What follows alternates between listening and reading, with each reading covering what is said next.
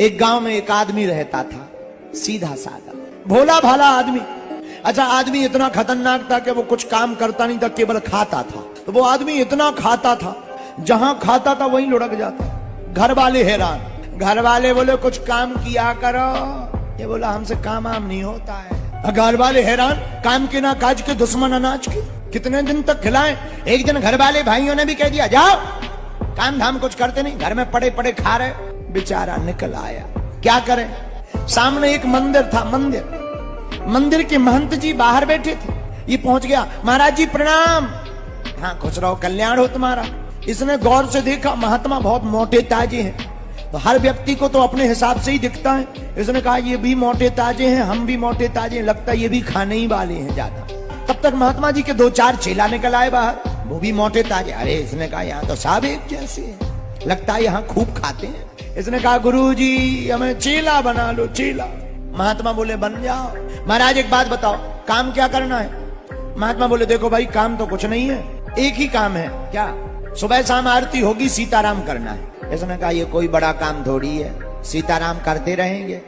इसने धीरे से कहा गुरुजी ये तो आरती की बात हो गई, अब भोजन की बताओ, पंगत कितनी टाइम। महात्मा बोले 2 टाइम, सुबह और शाम पंगत होती है, बढ़िया पाव चकाचक, भगवान की कृपा है, कोई कमी नहीं।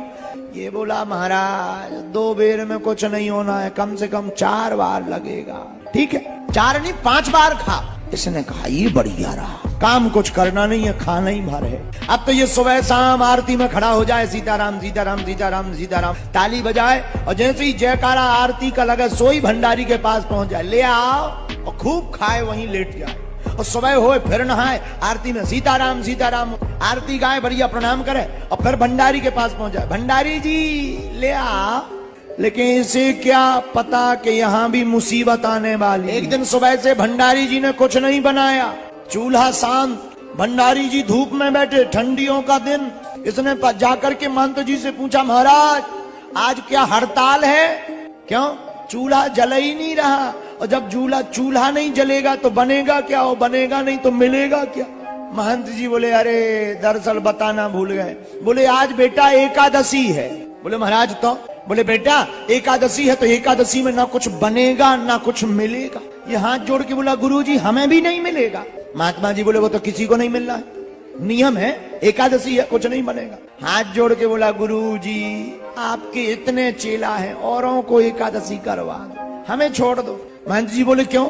बोले अगर आपने हमारी एकादशी करवा दी तो द्वादशी देखना मुश्किल पड़ जाए। महंत जी बोले देखो भाई वो तो नियम है, और नियम सबके लिए समान है, एकादशी है तो मुश्किल है भाई, बहुत मुश्किल है सबको।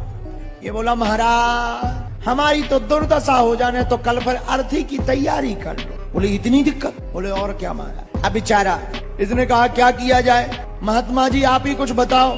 महात्मा जी ने एक उपाय बताया। बोले सुनो। बोले और तो कोई उपाय है नहीं, एक उपाय है। क्या? धाम पर तो बनेगा नहीं, यहाँ से बाहर एक नदी है, हम तुम्हें सामान दे देते हैं, बना लोगे? अरे ये बोला मरता क्या नहीं करता, ले आ।